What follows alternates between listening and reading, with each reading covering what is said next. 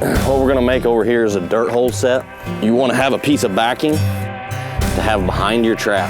That way, it'll keep the coyotes from working the back side of the trap. We'll drill this at a 45-degree angle. That's also gonna line this coyote up to come in front of the trap.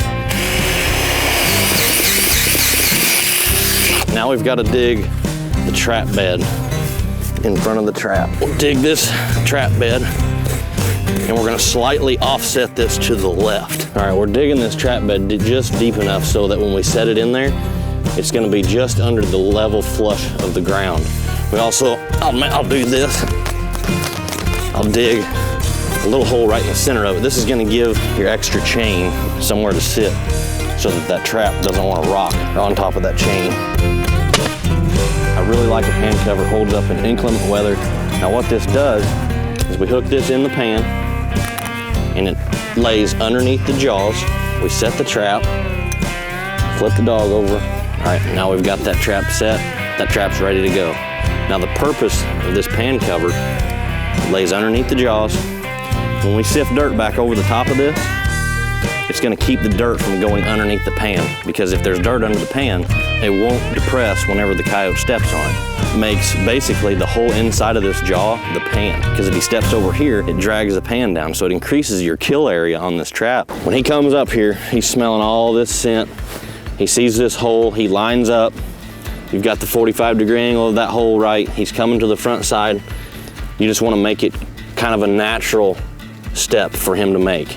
So right here, we're about 9 inches, and we're gonna come off the edge of this hole, because his nose is gonna go here, and his foot's gonna come just slightly over and 9 inches back. Boom, I'm gonna make him put his foot right here. We wanna make sure this is solid. We'll give a little bit of lift where those levers are gonna lay.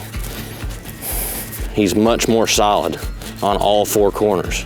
That trap right there is ready to be sifted over the top and bedded in.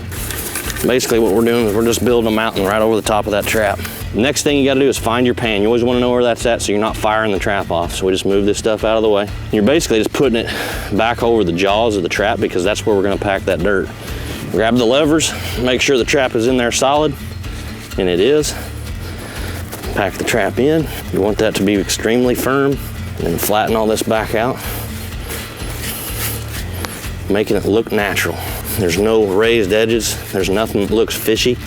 I'm gonna make just a small divot right there over the top of that pan, and it's gonna make a nice landing spot for that coyote's foot. And now we're finishing it off. And I'll take a few of these chunks of dirt. I'll throw it over there on the right-hand side, because if you remember, that trap's off up to the left. They want a nice spot to land their foot, and where's a nice spot to land his foot? Right there. We're basically painting a picture that there's been another canine there and he's buried a piece of food, and then he has marked it as his own. When you think about a coyote, they're greedy, they're very opportunistic, and they're in direct competition with each other for a food source. This is red fox urine, squirted on the back of the hole. Also use a red fox gland lure. There's a million gland lures out there, there's a million baits. This is just Hall Baker's. It's just an average red fox lure. It works really, really well. Just pour just a little dab on the back of the hole. That's plenty. I use sheep's wool. This is basically just your bait holder. It's also an attractant in itself. It smells like a sheep. Throw that in the hole. I got my bait. This is RK's Predator Plus. Just get a little bit of that. Stick it on your sheep's wool, shove it down in the hole as far as you can get it down in there. But we absolutely hammer coyotes on that set right there.